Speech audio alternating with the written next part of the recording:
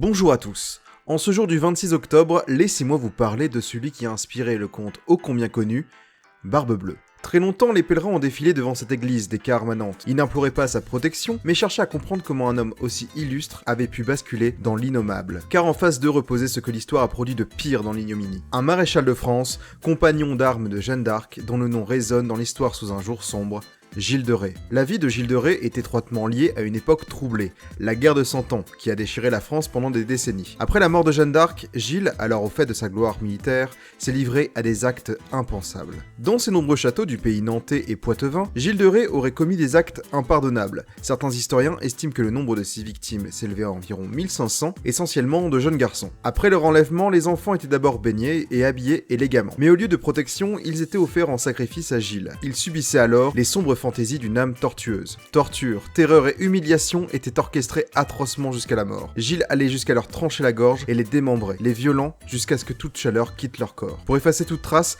il les brûlait, gardant parfois plusieurs jours la tête des plus jolies. Très vite, des soupçons furent émis contre lui, car il y avait trop de disparitions sur ces terres. Mais qui aurait osé accuser un maréchal de France à l'époque? Cependant, la chute de Gilles de Rais fut précipitée par sa propre maladresse.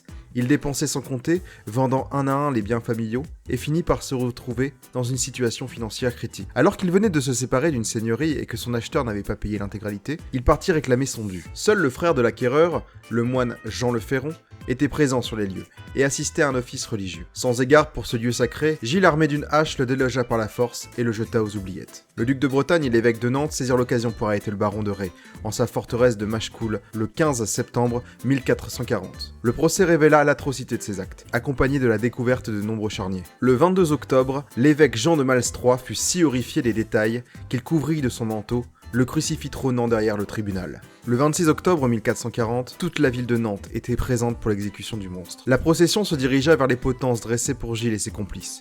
Là, il implora le pardon de la foulée de Dieu. Il lâcha ses dernières paroles: « Je prends l'engagement que tous dans un moment ayant franchi le trépas, nous nous retrouverons au paradis. » Quelques instants plus tard, Gilles de Rais se balançait au bout de la corde, mettant fin à une page sombre de l'histoire médiévale.